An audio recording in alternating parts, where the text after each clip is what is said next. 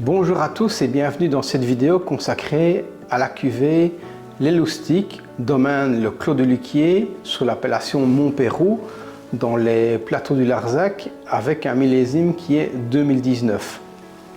Une vendange très soignée puisque nous travaillons ici avec des petites cagettes pour préserver l'intégrité de chaque cépage.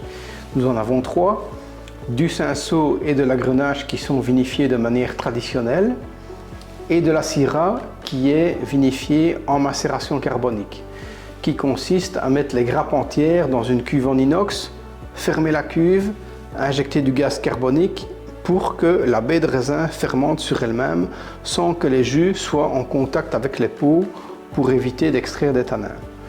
Une fois que c'est terminé, pressurage, séparation des jus des parties solides, vinification, transformation des sucres en alcool sur la syrah et puis assemblage avec les autres cépages pour nous donner quelque chose de vraiment très intéressant. Ce qui est d'ailleurs interpellant, c'est que par rapport au millésime, je rappelle 2019, le vin a 5 ans, nous avons une couleur qui reste très éclatante sur le rubis. On a encore presque un reflet violacé. Et ça, c'est vraiment dû à cette macération carbonique de la syrah qui vient dominer ici.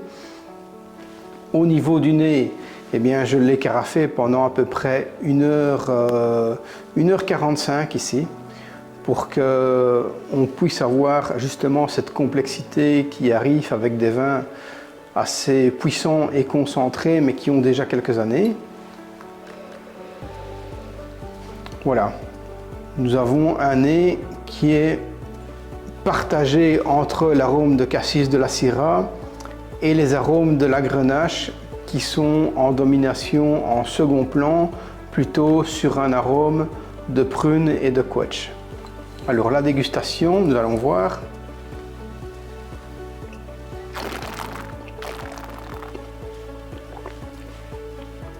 C'est assez rare, mais on a vraiment un contraste ici.